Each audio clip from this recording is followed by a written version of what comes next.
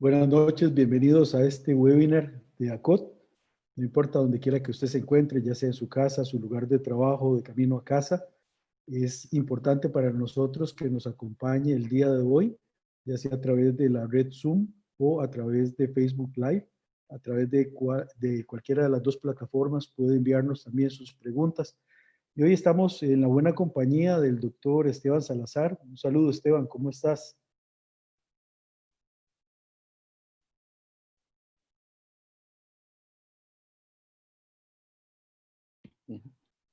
Ya lo bajaste. Ya. Hola, Anderson. Muchas gracias por la invitación. Buenas noches. Espero que hoy sea bastante agradable la presentación y que les parezca de provecho. Y también estamos en compañía del doctor Álvaro Carvajal. ¿Cómo estás, Alvarito? Todo bien, doctor. Aquí listos. Tenemos un tema interesante el día de hoy. Vamos a hablar un poco de las fracturas de la cabeza femoral, las fracturas de Pipkin. Y vamos a comenzar esta presentación que está dividida en tres fases. Primero vamos a hablar un poquito de lo que es la evidencia científica y vamos a mencionar por ahí un caso. Luego vamos a entrar con un caso y un poquito en la parte de biomecánica que nos va a hablar el doctor Álvaro Carvajal, y finalmente el doctor Esteban Salazar también nos va a presentar un caso de estas fracturas y va a hablarnos un poco sobre una de las estrategias de abordajes que tenemos para este tipo de fracturas. ¿Okay? Entonces, sin más preámbulo, quiero compartirles este video y ahorita les voy a explicar el por qué. Vamos a ver, espero que no tengamos problemas para que corra.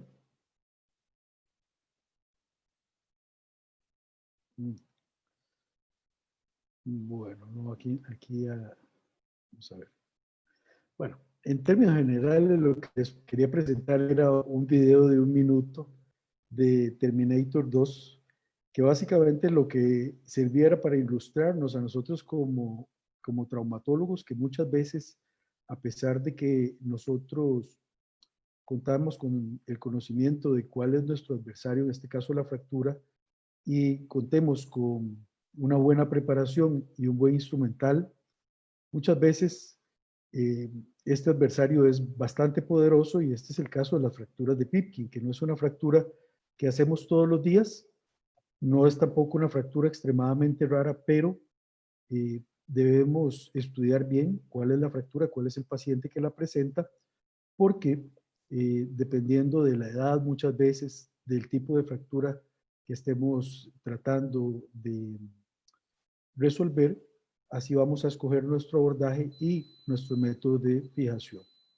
Entonces, básicamente contarles que no tengo ningún tipo de conflicto de interés para el tema de hoy.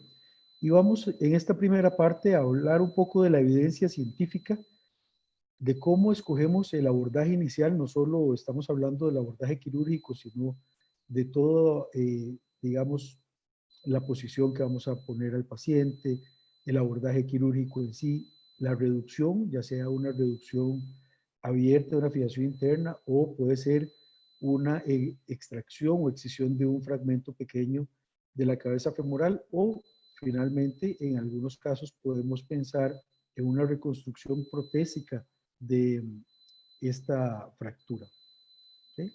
Luego vamos a mencionar un poco diversos abordajes que podemos utilizar para dichas fracturas y vamos a ver un ejemplo. Entonces, recordarles que las fracturas de Pipkin son fracturas de la cabeza femoral que se pueden dividir en 4 tipos.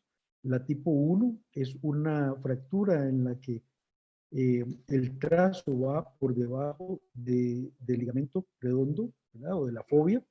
En la tipo 2 es por encima de la fobia esa fractura. La tipo 3 puede ser cualquiera de estas dos, tipo 1 o tipo 2, que suma una fractura del cuello femoral, y esto hace que la viabilidad de la cabeza sea más difícil de conservar. Y las tipo 4, que es una fractura Pipkin 1 o 2, con una fractura del acetábulo. La mayor parte del tiempo esta fractura tiene como componente acetabular una fractura de la pared posterior, pero podría ser cualquiera de los elementos simples o complejos de la clasificación de Millet-Turner. Entonces, básicamente vamos a conversar un poco de algo de evidencia. Hay muchísima evidencia respecto a las fracturas de Pipkin, pero aquí hemos seleccionado eh, quizás las más citadas dentro del Google Scholar, algunas clásicas y algunas actuales. Esta revisión es una revisión sistemática, no es un metaanálisis, es del profesor Janudius y básicamente habla del manejo de las complicaciones y los resultados clínicos de las fracturas de la cabeza femoral. Esto se publicó en Injury en 2009 y básicamente nos hace referencia a 29 artículos con un total de 450 pacientes con una edad promedio de 39 años, con un seguimiento de 4 años y medio, en los cuales la etiología de esta fractura era un traumatismo de alta energía, un 85% se debió a accidentes de tránsito. Se hizo un seguimiento con la escala de Thompson-Epstein y básicamente nos habla de varios resultados. Número uno, que las fracturas Pipkin 1, la excisión mostró mejores resultados en estos 450 pacientes sin ser estadísticamente significativo versus la reducción abierta y osteosíntesis. En las Pipkin 2, la reducción anatómica por medio de una reducción abierta y una osteosíntesis fue lo que marcó la tendencia y no se vio ninguna diferencia en la tasa de necrosis avascular con el seguimiento, sin importar si el abordaje era un abordaje anterior directo, una luxación controlada o otro tipo de abordaje. En las complicaciones podemos ver que hubo un porcentaje de infección de un 3.2%, una lesión del nervio ciático, sobre todo en la rama peroneal, cerca de un 4%, un porcentaje bien importante de necrosis avascular cercano al 12%, que les repito, no se pudo determinar ninguna diferencia estadísticamente significativa en los diversos abordajes, una artrosis que alcanzó a 1 de cada 5 pacientes, es decir, un 20%, y una osificación heterotópica de un 16.8% de los pacientes. Recalcarles que esta diferencia en los mejores resultados de la excisión del fragmento en las Pipkin 1 no fue estadísticamente significativa. Y aquí podemos ver en este resumen de esta revisión sistemática cómo se hizo una reducción abierta en osteosíntesis en un 55% de los pacientes, seguida de una excisión de fragmento de un 20% y tan solo un 7% requirió un reemplazo total de cadera. Y vemos, por ejemplo, que la excisión del fragmento fue bastante importante en las Pipkin 1 y poco frecuente, obviamente, en las Pipkin 3, porque estamos sumando una lesión del cuello femoral, pero el reemplazo en las Pipkin 3 sí cobra una importancia trascendental, sobre todo en aquellos pacientes con edad avanzada. Y aquí podemos ver algunos otros criterios, ¿verdad? Lo que es los resultados excelentes y buenos suman en total en estos pacientes un 62%. Quiere decir que continuamos teniendo un resultado justo en un 16% y en cerca de un 20% de los pacientes tenemos malos resultados. Y son todos aquellos que van a desarrollar una osteoartritis rápidamente progresiva después de estas lesiones. Y vemos también algo muy interesante, que es el porcentaje de necrosis avascular, que habíamos dicho que es cercano al 12%, y vemos como, por ejemplo, la osteotomía trocantérica tiene una incidencia un poquito más baja que el promedio de un 8.3, pero, por ejemplo, los abordajes anteriores, como el Smith-Petersen, tienen una incidencia todavía más baja. Los abordajes tradicionales, sobre todo aquellos abordajes posteriores y osteotomía del trocánter, como el Kocher-Lagenbeck, tiene una incidencia ligeramente más alta. Sin embargo, esto no tiene ninguna diferencia estadísticamente significativa en al menos esta revisión.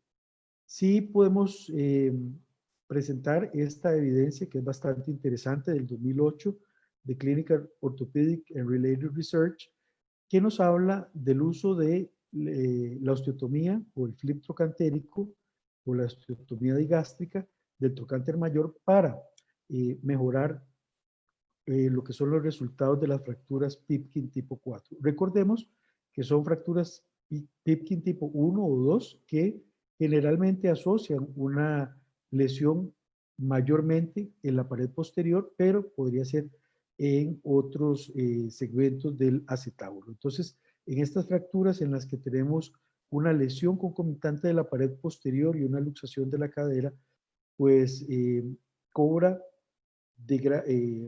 o es de gran ayuda la osteotomía del trocánter mayor. Aquí vemos que en este estudio de Solver y colaboradores se reúne una evidencia con 12 pacientes, a todos se le hizo un flip trocantérico, a todos se le hizo una luxación controlada de la cadera y el outcome o los resultados se midieron mediante algunas escalas como la de Thompson-A-Epstein, ¿verdad? En la que se mostró que 10 de 12 pacientes tuvieron excelentes resultados a un seguimiento de 24 meses. Esta es algunas de las ilustraciones intraoperatorias de la osteotomía del trocánter mayor y cómo se luxa luego la cadera hacia anterior, ¿verdad?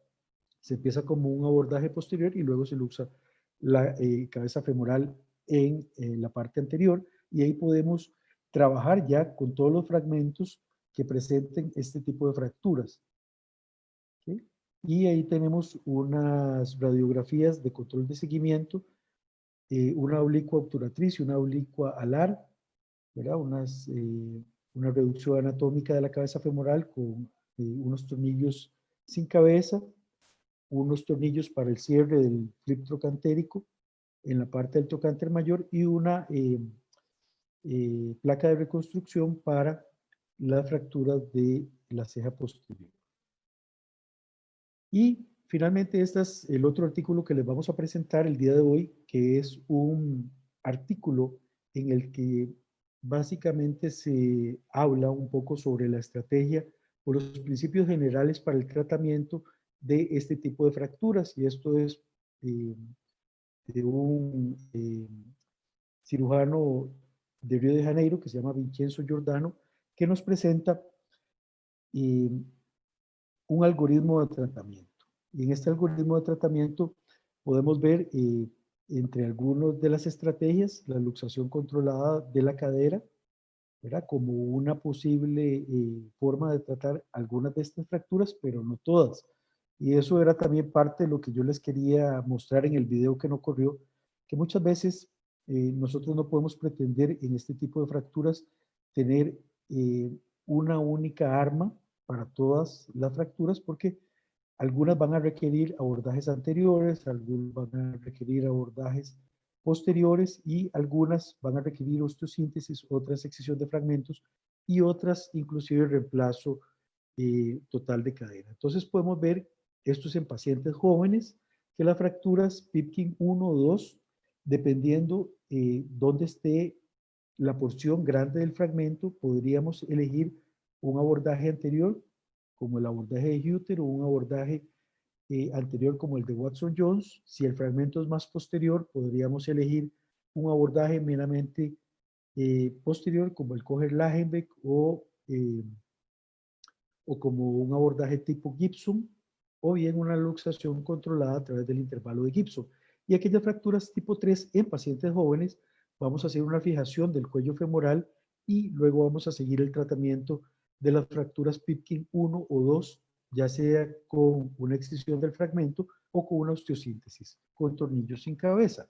Y aquellas fracturas Pipkin tipo 4, dependiendo de dónde se localice los elementos del acetábulo que están afectados. Si son elementos posteriores, podríamos realizar una luxación controlada de cadera, y si son elementos anteriores, ahora vamos a ver un artículo más de una variante de un abordaje anterior que describió Siebenrock y el grupo de Berg.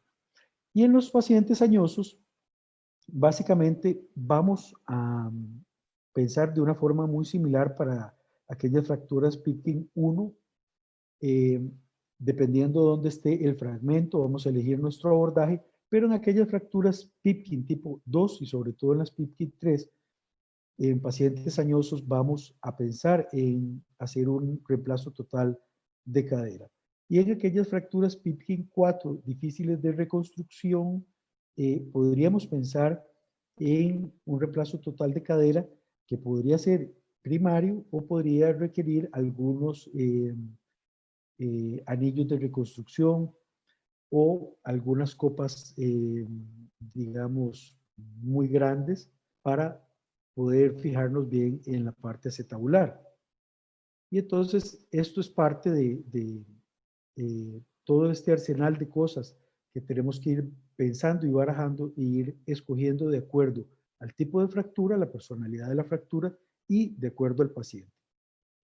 Vamos a hablar sobre dos artículos de lo que es la luxación controlada. Primero, se hizo este artículo en el grupo de Reinhold Gans y su hija, que es anatomista, que nos dice que digamos, la fuente más importante de irrigación de la cabeza femoral es rama de la arteria circunfleja femoral medial y que en los abordajes posteriores de la cadera y la pelvis generalmente se cortan los rotadores cortos y ahí se puede dañar parte de las ramas profundas que van a dar la irrigación de la cabeza femoral. Y esto no es de gran importancia, obviamente, en la reconstrucción protésica de la cadera, pero cuando nosotros debemos conservar la cabeza femoral, pues sí es de vital importancia. Entonces aquí vemos parte de las fotografías de este estudio anatómico, este estudio preparado con esta tinción verde que es clásica en las fotografías de Gans de la luxación controlada de cadera. Vemos como la arteria circunfleja femoral medial tiene unos vasos que se llaman vasos retinaculares ascendentes que van a subir hacia el cuello femoral y van a penetrar la cabeza femoral y van a brindar cerca del 90% de la irrigación de la cabeza femoral. Sabemos que el otro 10% vienen por algunas de las ramas que entran por el ligamento redondo a través de la fobia de la cabeza femoral. Y estas ramas ascendentes generalmente están muy relacionadas con uno de los rotadores cortos, que es el gémino superior, y el obturador interno.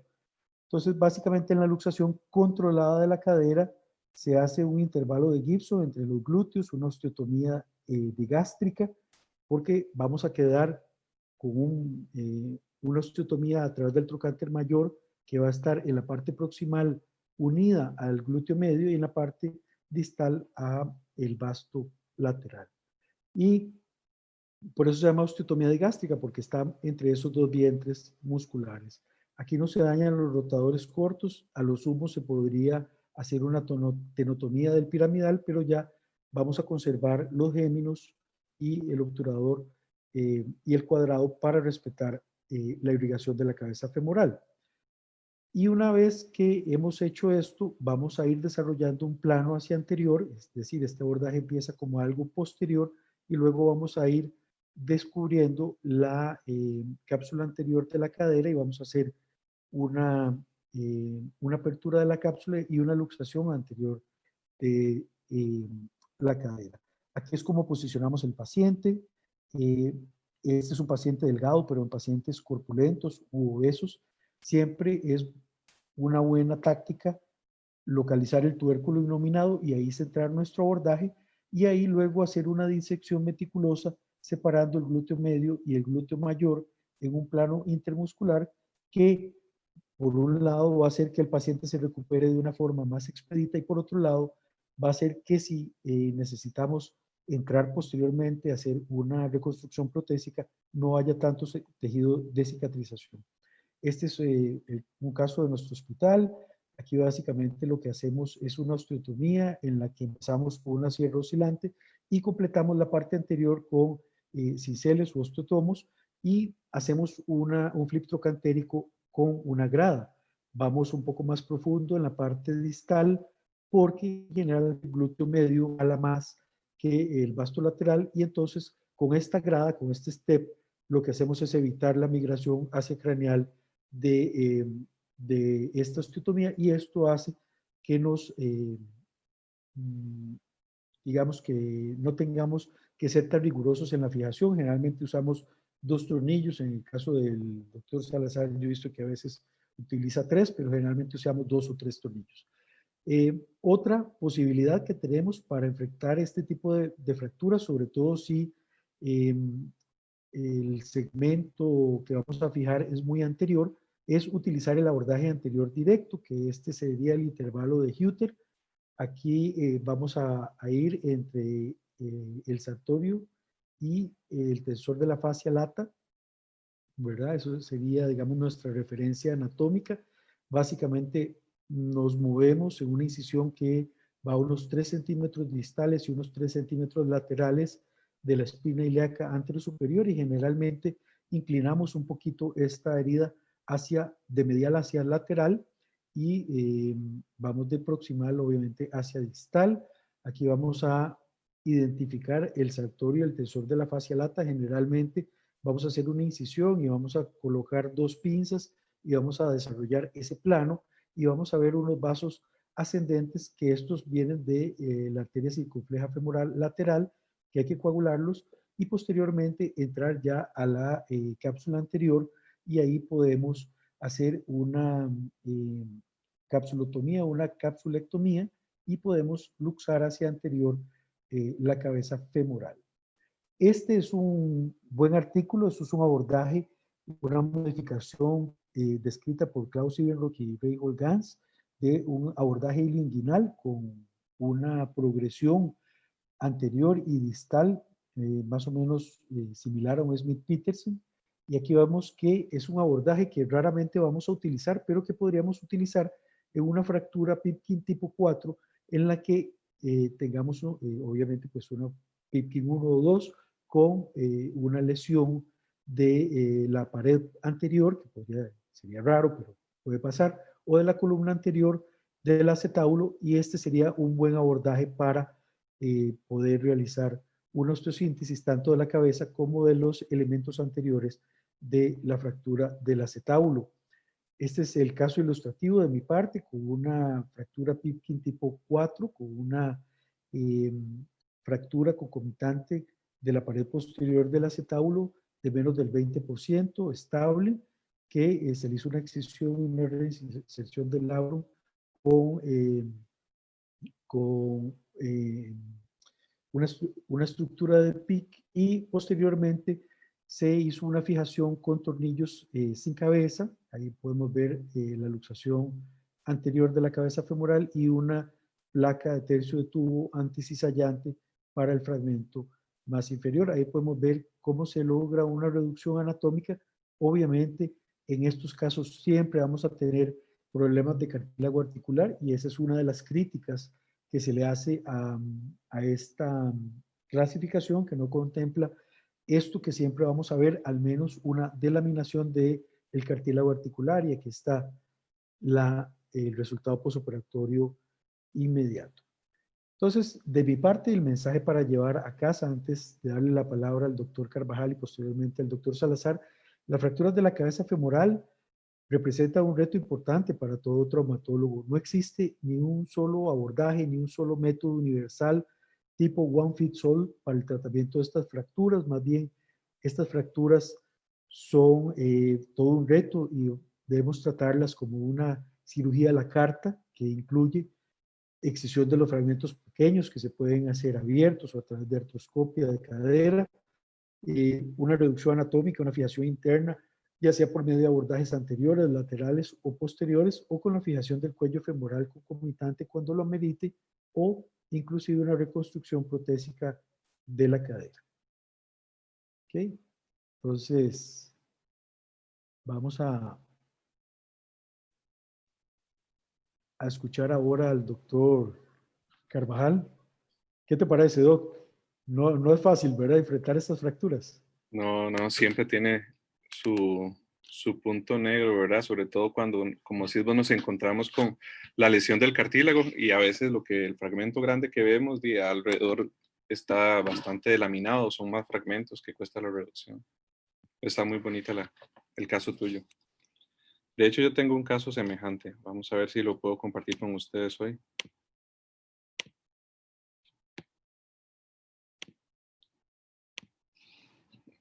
Sí se ve, ¿verdad? En la pantalla. Sí, perfecto. Listo. Como hemos estado en los últimos seminarios hablando, ¿verdad? Se ha hecho un poco más interactivo. Ya antes éramos solo uno, ahora somos 3 que presentamos este webinar. La idea es presentar un poquito la teoría y también hacer un poco la parte práctica o relacionar un poco la teoría con los casos clínicos, y es lo que queremos realizar, y al final como una especie de laboratorio que es el video, que sorpresa. Tenemos este caso clínico, ¿verdad? Que es un paciente masculino que tuvo un accidente de tránsito en motocicleta, tuvo un trauma sobre su cadera izquierda, no tuvo lesiones asociadas. Recordemos que estos pacientes siempre tenemos que evaluar la parte torácica, la parte abdominal y la parte pélvica, pero posteriormente tenemos también que evaluar que muchos están relacionados con lesiones también en los mecanismos de la rodilla, estabilizadores de la rodilla, patela, e inclusive las fracturas Pitkin van relacionadas, como dice el doctor Mauro Núñez, en la clasificación de Pitkin se incluyó la fractura del cuello y también las fracturas del acetábulo, sobre todo la pared posterior, y un caso de esos es el ilustrativo que presentó el doctor Núñez. Entonces, siempre es importante evaluar o descartar lesiones asociadas, ¿verdad? Se realizó aparentemente una reducción cerrada en un hospital periférico y estas son las imágenes que nosotros tenemos. Entonces, aquí hay varias cosas que ilustrar, porque aparte de que probablemente, no sé si logran observar acá en el cursor, cómo se ve un doble contorno. Esa es una fractura Pitkin. También vamos a ver ciertas cosas, como que está un poquitito aumentada la diastasis de la sínfisis del pubis, y aquí también observamos una lesión a nivel de la pared posterior. Para tener una idea, también nosotros tratamos de identificar con las líneas de referencia anatómicas. En este caso, si usamos la línea de Shenton para ver que existe un descenso del fragmento de la cabeza femoral. Observamos el doble contorno, ya que vimos la mayoría de lesiones más externas.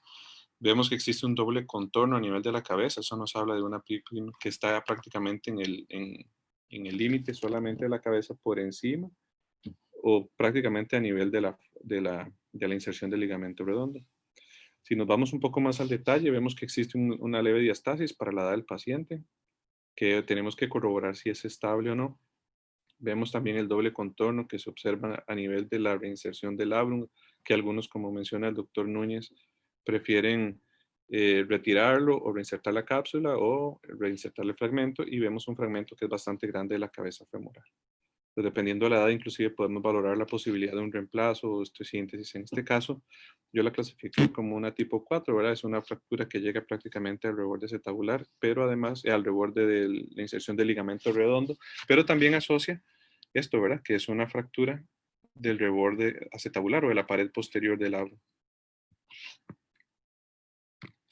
Entonces, ¿qué tratamiento realizamos? Podemos realizar tratamiento conservador. Muchas veces se ha realizado, sobre todo en áreas cuando no estábamos familiarizados con el abordaje de estos pacientes, o pensábamos muchas veces que el pronóstico de luxar esa cadera y realizar osteosíntesis iba a ser lo mismo que dejarla que se necrosara, o a la suerte, ¿verdad? Que sucediera lo que tenía que suceder, ya sea la osteonecrosis o que se sucediera la consolidación por sí misma, porque está el fragmento, por así decirlo, parcialmente estable.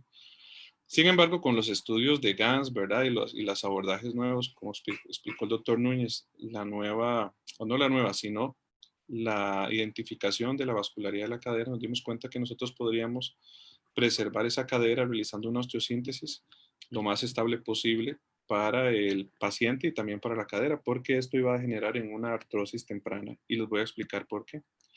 El doctor Garrett Pitkin, ¿verdad? Escribió este artículo en 1957. Siempre es bueno irnos para atrás y recordar la historia de lo que estamos viendo. Él durante su artículo mencionaba que en todas las fracturas, luxaciones, o sea, que era difícil clasificar lo que si era una fractura, luxación, o todas las luxaciones presentaban fractura o lesión del labrum.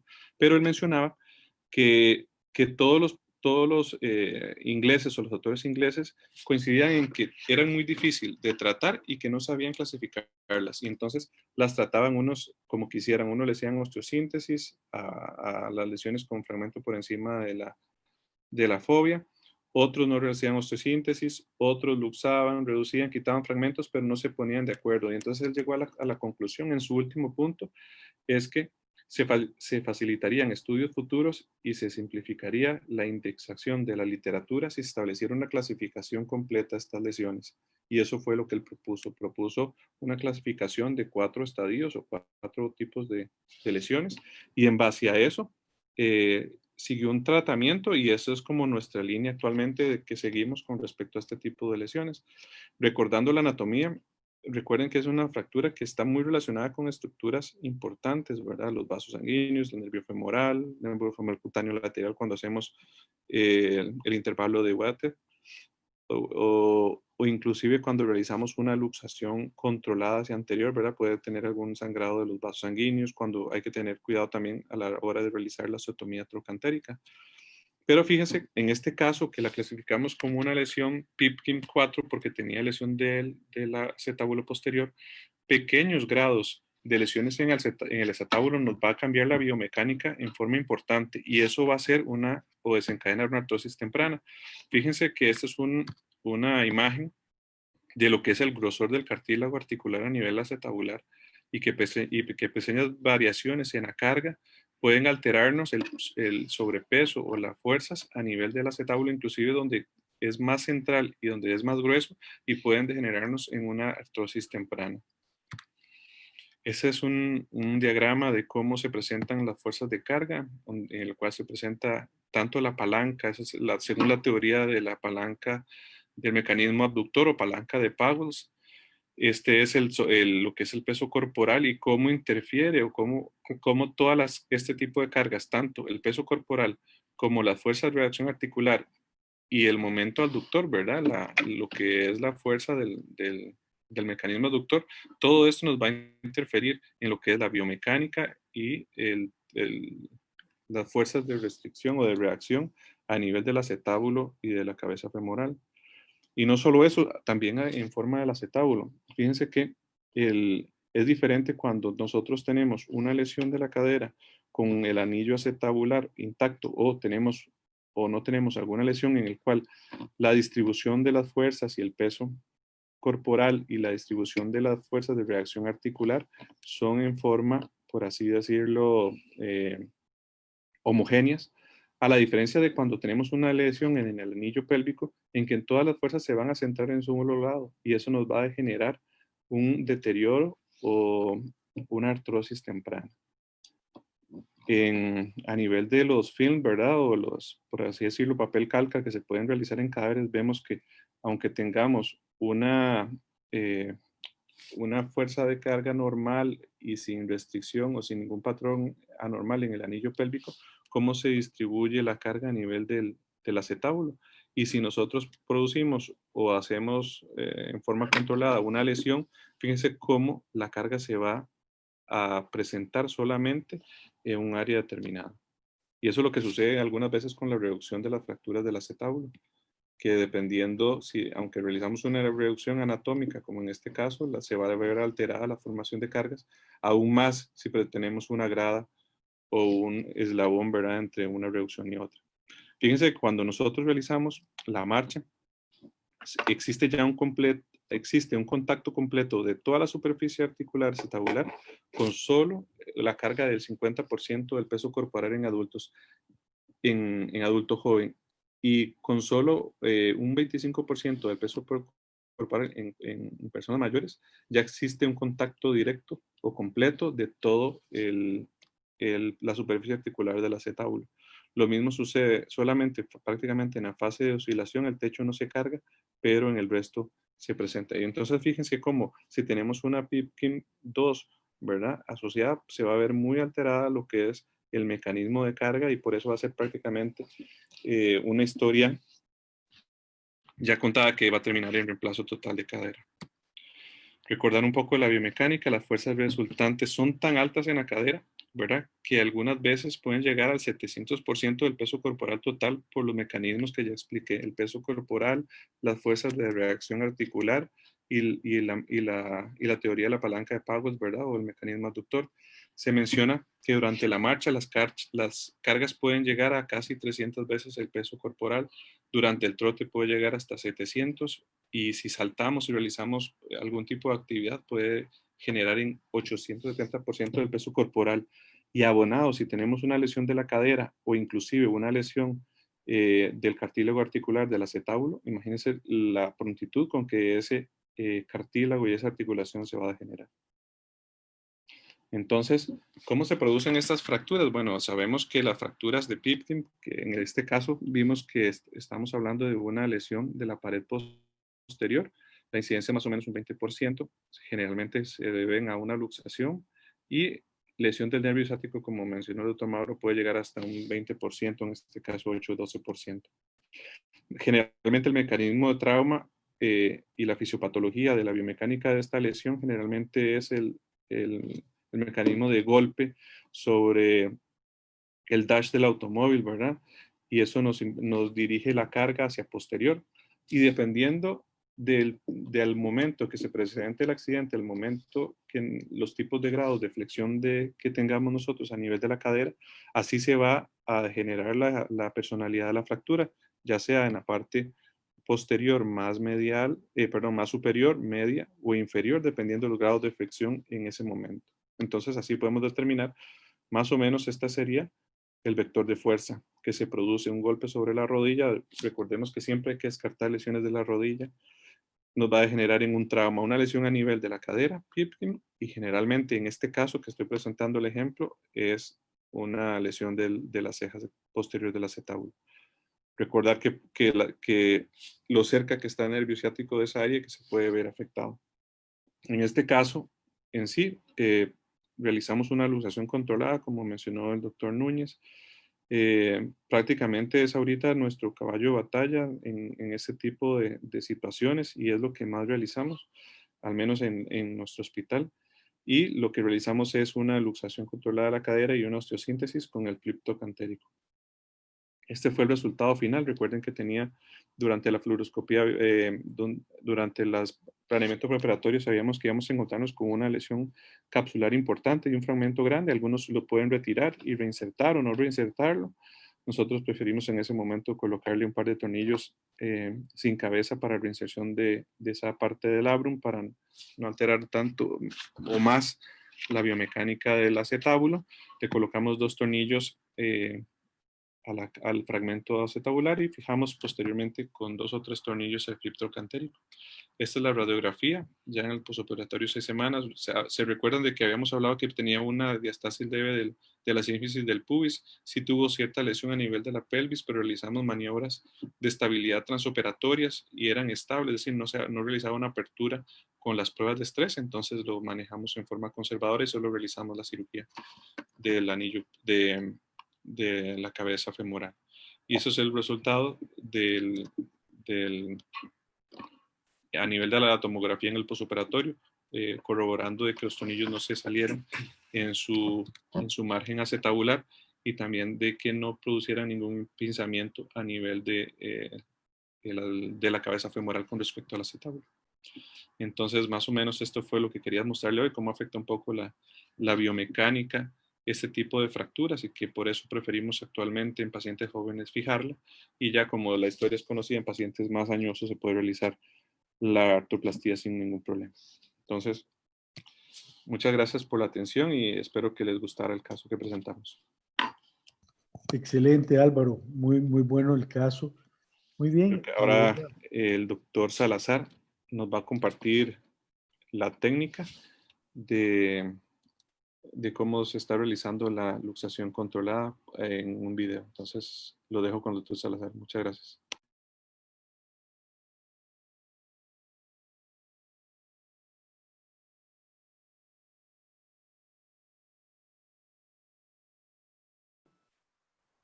Esteban, hay que prender el micrófono.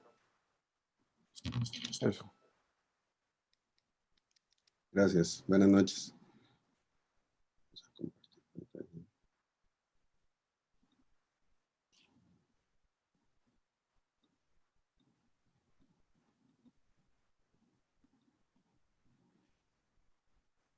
Ahí estoy viendo la pantalla. Okay. Sí, ahí estamos viendo tu pantalla. Perfecto.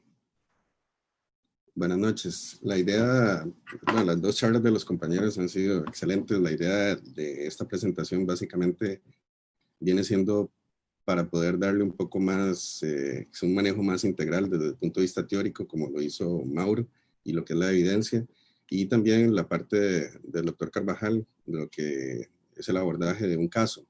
Yo en particular traté de enfocarme un poco más rápido debido a las circunstancias, por lo que estamos de manera virtual, tratar de hacer un mini laboratorio de esta forma y exponer un caso, un video que también fue realizado en nuestro centro.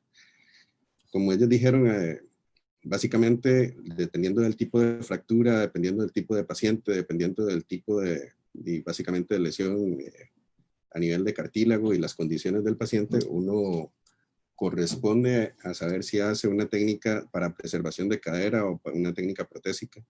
Y como es sabido que la preservación de cadera viene en boga y también lo que es lo menos visto tal vez, quisimos presentar el caso de lo que es una luxación controlada. Acá, como pueden ver. No estamos viendo el video. ¿Están viendo el video? No. Ok. Tienes que compartir pantalla. No, estamos viendo tu pantalla, pero es como un programa ahí que no se ve el video. Ok. Sí. Aquí, ¿no? Si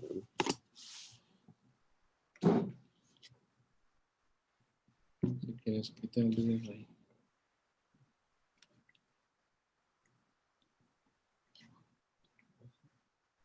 Sí.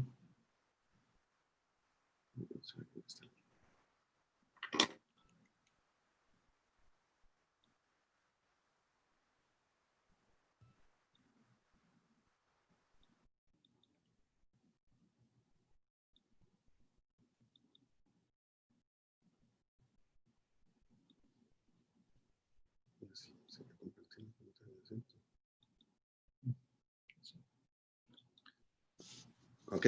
Ahora sí, perfecto.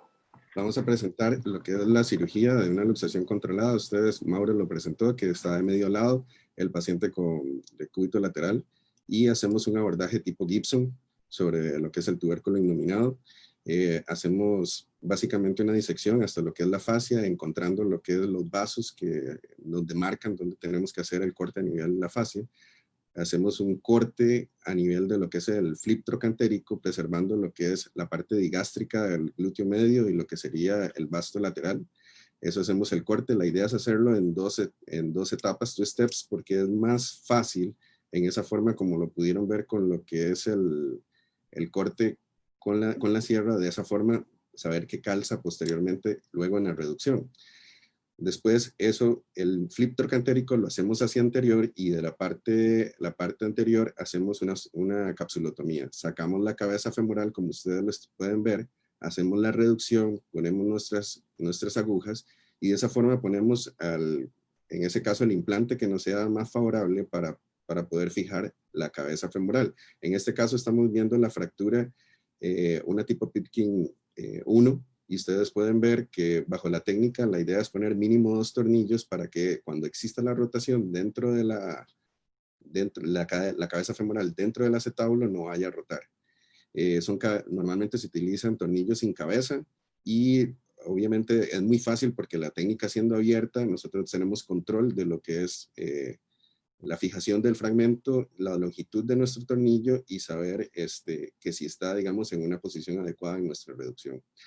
Pues básicamente después exploramos lo que es el acetábulo, vemos que si hay necesidad de hacer algún tipo de reconstrucción o poner alguna placa, en este caso no fue necesario. Reducimos la cadera, hacemos un cierre de la cápsula, obviamente no es un cierre completo, sino es un cierre parcial. Ponemos el flip, otra vez trocantérico, en la posición adecuada, lo fijamos con unas pinzas de tipo C-clamp y estas a su vez lo vemos en fluoroscopía y ponemos 3 tornillos. Como lo dijo el doctor Mauro, básicamente es poner, si hacemos en two-step la osteotomía, ponemos 2 tornillos, que es lo que dice la parte teórica, o ponemos 3 tornillos si lo hacemos en one step, para que no haya tanto deslizamiento de la parte del trocantérico. Normalmente yo pongo 3 por el hecho de que la mayoría de los pacientes que hacemos la luxación controlada y nuestros pacientes de Lean son pacientes muy jóvenes. Entonces, lo veo de esa forma, de tener un riesgo en caso de desinserción de la parte del flip trocantérico. Están dirigidos lo que son los tornillos desde el trocánter hasta el trocánter mayor hasta el trocánter menor, y luego de esa forma, por medio de la parte fluoroscópica, podemos ver la estabilidad de nuestra osteosíntesis, no solamente desde el punto de vista a nivel de la cabeza, sino también del flip trocantérico. Esta paciente, luego de una reducción luxación controlada, ustedes pueden ver, después de un año de evolución, lo que puede lograr, que no tiene alteración en tren de Lemburg, que tiene una adecuada marcha, tiene rangos de movimientos completos, como ustedes lo pueden ver, y sin ninguna deficiencia desde el punto de vista del glúteo medio. Estos son los resultados un año después, con los tornillos a nivel del flip trocantérico y también los tornillos a nivel de la cabeza femoral, manteniendo lo que es la parte de la línea articular, una adecuada reducción de lo que es el fragmento y también de nuestro abordaje que viene siendo el flip trocanteriano.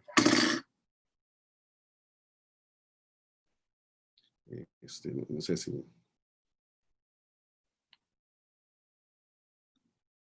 Ok, muy bien, Esteban. Yo creo que han sido 3 presentaciones, todas muy buenas. Quisiera ver, Esteban, por ahí nos podrías ayudar un poco con el tema de las preguntas, si han enviado alguna pregunta por medio del chat o los chats. Sí, buenas noches. Tenemos una pregunta y también tenemos el doctor Castro Rivera con la mano levantada, entonces ahorita le vamos a ceder la palabra. La pregunta es con respecto a la rehabilitación. Cuando hacen este tipo de cirugías, ¿cuánto tiempo ponen al paciente sin apoyar o si lo ponen a apoyar y más o menos cómo es el esquema de rehabilitación que utilizan? Tal vez Esteban y Álvaro que... Dependiendo del tipo de fractura, doctor, yo pongo a apoyar al paciente más o menos después de las 3 semanas, porque básicamente estamos tratando de darle una fase de reposo a lo que es el cartílago. No importa si estamos hablando de una tipo 1 o una tipo 2, una tipo 4, en cualquiera de las índoles que estuviésemos hablando, estamos hablando de una lesión a nivel cartilaginoso.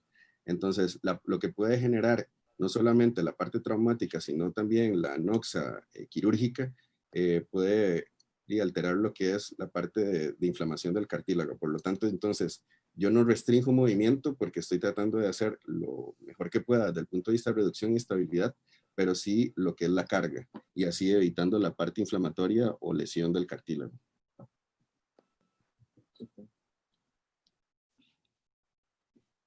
Ok. Sí, Carva. perdón.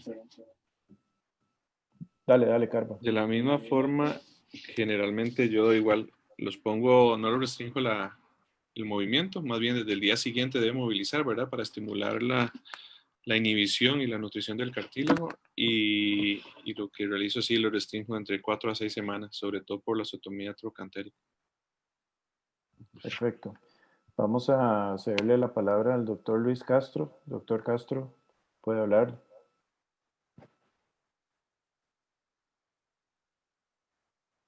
Doctor Castro Rivera, ¿nos escucha?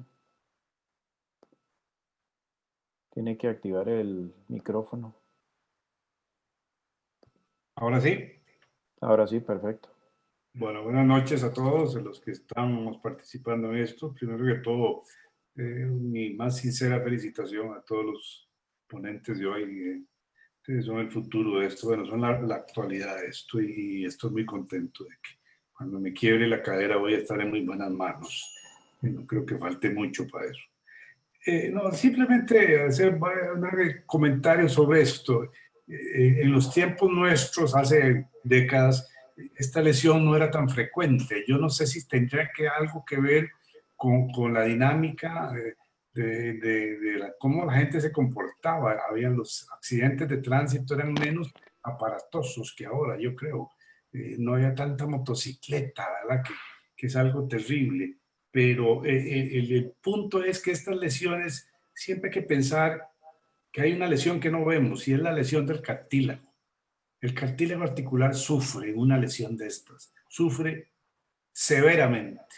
Y uno como cirujano tiene que pensar cuando hay un caso de estos, que este paciente no, o sea, nos puede quedar la cirugía bellísima, reducimos, pusimos un tornillito, etcétera, pero ahí hay una lesión microscópica que nosotros no estamos evaluando en ese momento. Y hay que tener siempre, ¿cómo se llama esto? Este concepto tras de la oreja, porque este paciente no se va a resolver fácilmente. Con que lo reduzcamos y lo pongamos y nos vaya muy bien al año, va a estar muy bien, como ese excelente video que nos mostró Salazar, pero no, eso, a esos pacientes hay que seguir con ellos. Yo personalmente siempre creímos que las PIPKIN grado 4, aunque esto es muy discutible, pero sin importarle a esos pacientes van a acabar en un reemplazo de cadera. Y uno tiene que valorar muy bien si en ese momento es lo más juicioso de una vez hacer un reemplazo, o sea, intentar reconstruir lo que se pueda y dejarlo para después. Ese flip trocantérico me llamó mucho la atención que ustedes, porque usamos eso mucho tiempo para hacer reemplazos totales de cadera. Yo soy de la época en que se hacía osteotomía de trocánter mayor para hacer reemplazos de cadera. Y luego decidimos, los ingleses desarrollaron ese flip que no era tan invasivo como la osteotomía completa del trocánter, y veo que todo eso está volviendo. Creo que es importante el concepto ese de diferenciar entre los pacientes jóvenes y los pacientes añosos. Muy, muy importante. No es lo mismo el paciente de 25 años que tiene su accidente de motocicleta, etcétera, que un viejito como yo que se cae por ahí las escaleras del centro comercial y hace una lesión de estas. El panorama es distinto y ustedes tienen que tener eso muy en cuenta. Y por último, para terminar, lo que siempre les digo a ustedes, por favor, muchachos, publiquen estas cosas, publiquen, escriban, por favor, de la forma que ustedes tienen mucha experiencia. Nosotros tenemos muy buena medicina en este país, pero tenemos que darla a conocer, tenemos que darla a conocer. Eso es todo. Muchas gracias. Esteban, yo yo sé que todos probablemente quieran comentar de lo que ha dicho el doctor Castro Rivera, pero digamos de lo que más me llama la atención es lo del tema del flip trocantérico, sí. Inicialmente, según entiendo, y ahí sí me tiene que contar el doctor Castro Rivera y el doctor Tobías, que por ahí veo que está levantando la mano, Charlie empezó haciendo una osteotomía trocantérica para los reemplazos. Sin embargo, pues este flip es un poco diferente, ¿verdad? Porque inicialmente lo que entiendo yo es que la osteotomía trocantérica de Charlie era muy delgada y eso en algunos momentos a algunos cirujanos les podía causar algún problema de no unión. Hoy en día el flip trocantérico que describió Gans y su grupo y que hacemos nosotros es relativamente grueso y eso hace que generalmente nosotros no tengamos problemas de no unión. Por ahí hay un caso de no unión que tenemos y que el flip era un poco delgado. Y en cuanto a fijar con uno, digo, con 2 o 3 tornillos, pues sí, eso depende del gusto del cirujano. Lo más importante es que esos tornillos generalmente nosotros los ponemos muy posteriores, que es un área donde está desnudo el hueso y ahí no, digamos, no tenemos tanto problema para ubicar la cabeza del tornillo y poder hacer la reducción y la fijación del flip. Doctor Castro. Mauro, la osteotomía de Charlie era una osteotomía completa de todo el trocánter. Charlie, empezábamos en la base del trocánter, del distal proximal, hasta caer en el surco, en la base del cuello, y levantábamos todo el trocánter. no era. Luego, Gans, vos lo has nombrado, pero hay por allí el primer artículo sobre el flip, el trocantérico, es de un inglés. El nombre en este momento no lo recuerdo, pero sí es.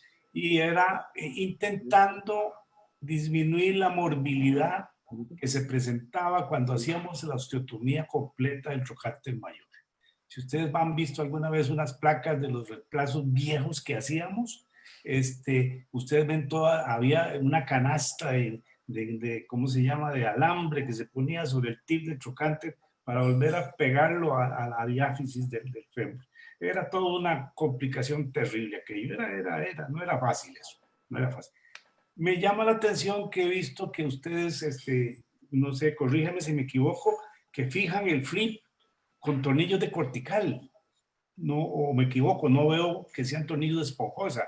Nosotros usábamos tornillos el flip lo fijábamos con tornillos de esponjosa porque eso es un hueso esponjoso, obviamente, y la incidencia de falta de unión en realidad es muy, muy poca. Yo no recuerdo, tal vez 1 o 2 casos, que cuando hacíamos la osteotomía completa del trocánter, que se nos hubiese soltado, ¿no? Es un hueso que va a pegar muy bien porque mayoritariamente es puro hueso esponjoso. Gracias. A manera de comentario de lo que está diciendo el doctor Castro, lo que quería decirles es que la idea es preservar en algunos pacientes jóvenes esa articulación o prepararlos para eventualmente una prótesis. Como dijo el doctor, si tuviéramos que hacer una apuesta de cuál articulación de ese paciente va a llegar a la artrosis, seguramente va a ser la que sufrió el daño, claramente está. Entonces, el paciente que tuvo una lesión a nivel del cartílago, esa articulación va a ir a la artrosis, mucho más temprana que cualquier otra área del cuerpo. Por lo tanto, por mejor reducción que tengamos, ese cartílago está sometido a más estrés que el resto de las articulaciones. Pero a manera también, como cualquier cirujano que se encarga de las prótesis, quisiéramos poner una prótesis más regular, sin menos alteración de lo que es la morfología a nivel del hueso. Por lo tanto, si podemos hacer una reconstrucción para poner una prótesis, no tipo de revisión, sin tanto bulto de pronto metálico, sería más favorable para el paciente. Y sobre todo en esos pacientes que tienen mucha lesión articular, una tipo Pipkin 4 o una 3, en estos casos sería mucho más favorable. Y sí, doctor, nosotros estamos usando, al menos la técnica que nos fue enseñada, es utilizar los tornillos de cortical, porque básicamente el flip trocantérico, la estabilidad que lo genera es lo que habló el doctor Núñez, que está dado por la parte digástrica en el eje de lo que es las fuerzas del glúteo medio y el vasto lateral. Ellos dos, por así decirlo, se anulan las fuerzas que van desde su punto de vista del glúteo medio y lo que es el vasto. Y los tornillos sirven para que en este caso el flip trocanteriano no se vaya o hacia atrás o hacia adelante y mantienen la estabilidad del trocánter. Perfecto. Antes de darle la palabra al doctor Tobías Ramírez, vamos a leer unas preguntas de Facebook. Bueno, nos felicita el doctor Rogelio Arce. Muchas gracias, que él siempre se conecta a las charlas y es fiel a las webinars de la COT. Y Santiago Manzanal, saludos a Santiago. Pregunta, ¿con qué tipo de hilo cierran la cápsula? Esa es la primera pregunta. Y la segunda es, ¿qué opinan de la inestabilidad residual posterior a la sección del ligamento redondo? ¿Existe forma real de valorarlo en el posoperatorio?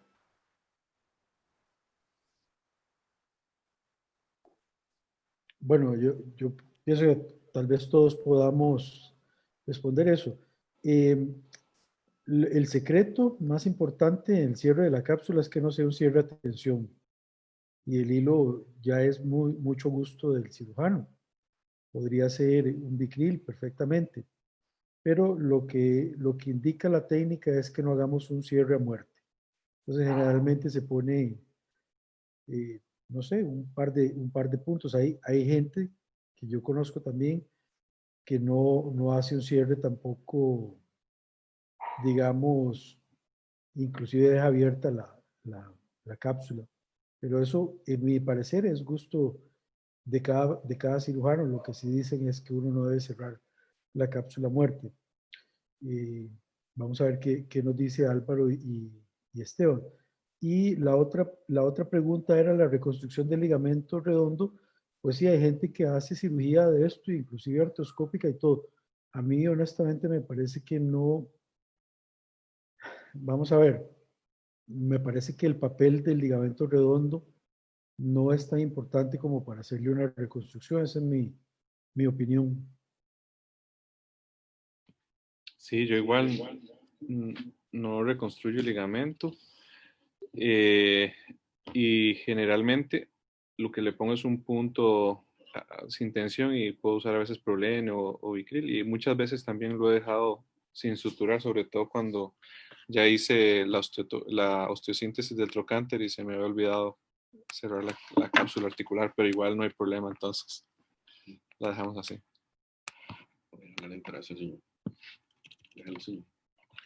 Yo desde el punto de vista de la cápsula, la he cerrado con Vicryl, la he cerrado con PDS.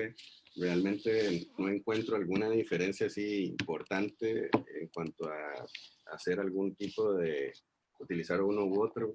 Por defecto, digámoslo así, utilizo más el PDS, utilizo más un tipo de hilo que sea monofilamento, porque el hecho de que estoy haciendo un paciente con trauma.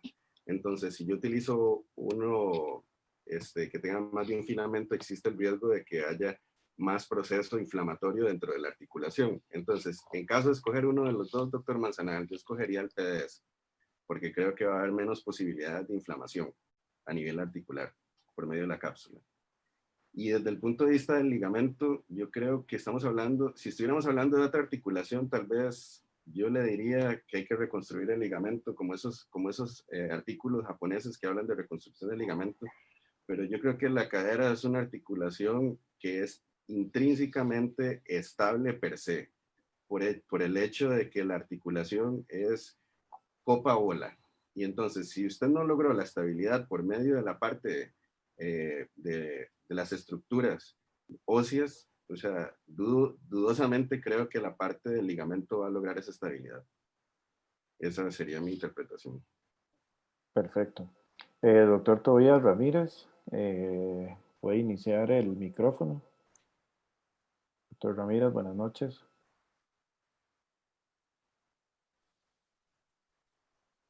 ¿Me escuchan? Ahora sí lo escuchamos, doctor. ¿Aló? Sí, lo escuchamos. ¿Me escuchan? Adelante.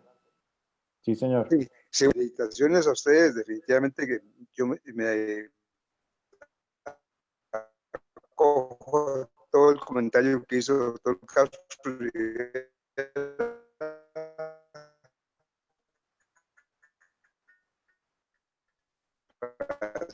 Bien concreto.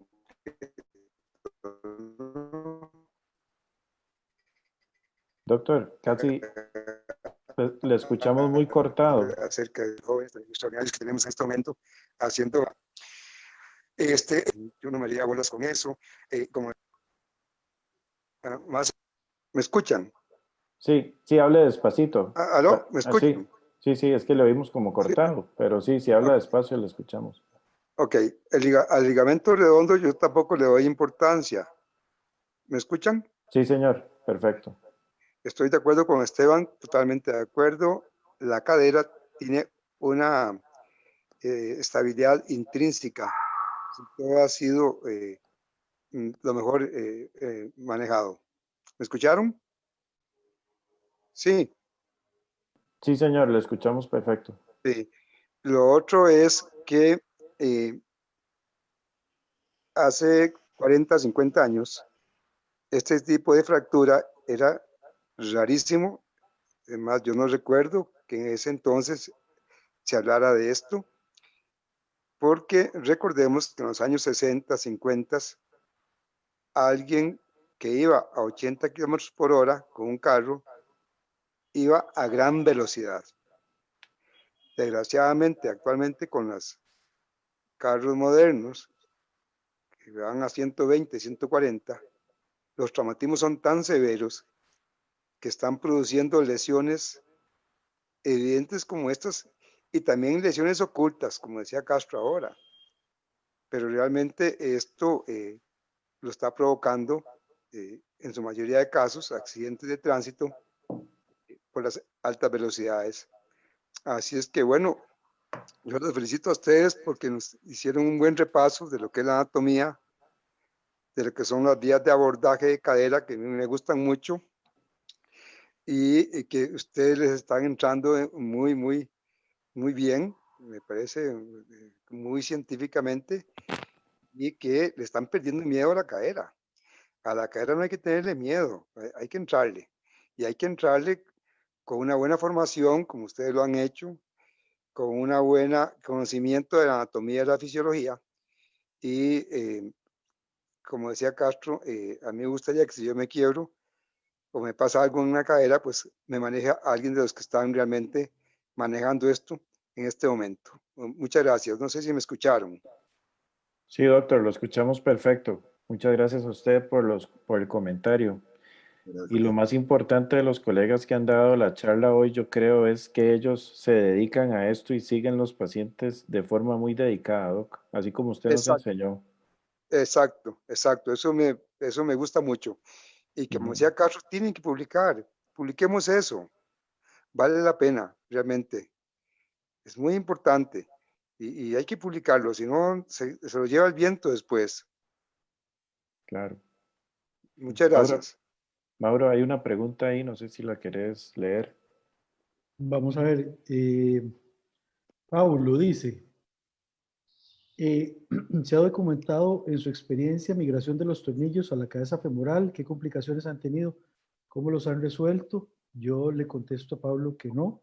Eh, la razón por la que usamos los tornillos, que bien lo explicó Esteban cuando le contestó al doctor Castro, ¿por qué los usamos corticales? Es porque los usamos bicorticales. Entonces, generalmente son tornillos que miden 60 a 65 milímetros de largo, más o menos, del trocánter, buscando como hacia el trocánter menor, un poco lo tratamos de que queden por debajo del cuello, y más o menos siempre tienen esas medidas, 65, 60, 70, y yo nunca he tenido ninguna migración.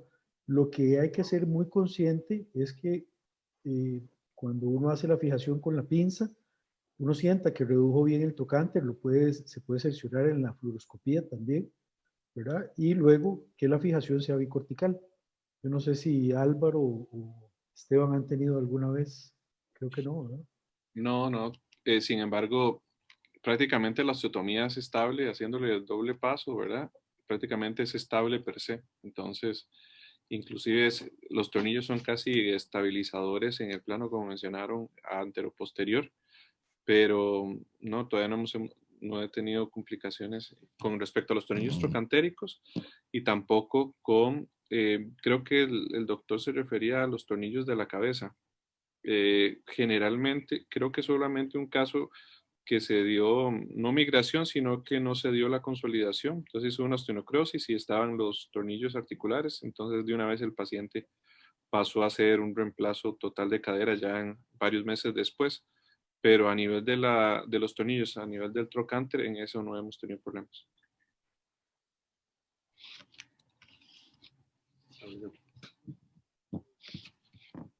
Bueno, en cuanto a los casos que hemos realizado, realmente, digamos, como decía el doctor Castro, hay que darle seguimiento. Es un seguimiento que saben que después de haber tenido una luxación de cadera, el paciente puede hacer una necrosis avascular desde el día 1 hasta el día básicamente 2 años después, por el hecho de que se haya dañado la circulación de la cabeza femoral hasta 2 años después. Entonces tenemos que darle un seguimiento radiológico a ese paciente y algunas veces hacerlo de forma muy cercana por el hecho de que el paciente, pensando que después de 1 año ya está consolidado, puede iniciar lo que es la necrosis avascular. Entonces es entonces donde puede existir algún tipo de migración, pero realmente no es una migración como tal de los tornillos, sino básicamente que nuestro stock óseo ya falló. Y ese es el momento que tal vez viene la parte protésica, donde estamos pasando de la preservación de la cadera a una parte protésica. y básicamente es el seguimiento, pero en cuanto a esa pregunta de que los tornillos vayan a migrar, básicamente nunca, al menos a mí nunca me ha sucedido, pero bajo el concepto de que una Pipkin pueda suceder, de que los tornillos migren, yo creo que es básicamente por la necrosis avascular. Perfecto. Mauro, no sé si querés hacer el cierre, no veo más preguntas en Facebook. Muchas gracias a los que nos acompañaron en Facebook. Sí, agradecerles a todos. Yo creo que hoy fue una noche provechosa donde presentamos una fractura que, como les decía al principio, si bien es cierto, no la abordamos todas las semanas, ni todos, muchas veces ni todos los meses, sí es una fractura que debemos estar bien preparados. Antes de este webinar conversé con Esteban y con Álvaro. Básicamente nosotros, la mayoría, casi el 90 o 100% de las fracturas de Pipkin que llegan al hospital de trauma las manejamos alguno de los tres, y ni siquiera ninguno de los tres hasta el momento ha manejado una Pipkin 3. Entonces, para que vean el espectro tan importante y tan exclusivo de algunas de estas fracturas, y hay que estar preparados, también tomando en consideración si es un paciente joven, tratar de hacer la reconstrucción, si es un paciente adulto mayor, o digamos, un paciente entrado en años, pues estar preparado también para hacer la reconstrucción protésica. Yo de mi parte, de verdad agradecerle a Esteban que nos ayudó a moderar, también a Carla, con su apoyo que nos da a través de ACOT, a Esteban Salazar, a Álvaro Carvajal, a todos ustedes, y recordarles que hoy en 8 tenemos un tema interesantísimo que se tocó parcialmente el día de hoy, que es el abordaje anterior, directo, el abordaje de Hutter, o Alvarito lo pronunció mejor en alemán, que lo va a abordar el doctor Villafuerte desde Boston, ¿verdad? Que es un miembro de ACOT que trabaja allá, y agradecerles de verdad, Esteban, Álvaro, muchas Gracias. Muchas gracias a todos por acompañarnos, de verdad. Gracias por la invitación, Mauro y Esteban. Muchas gracias a todos. Buenas noches. Que estén muy bien.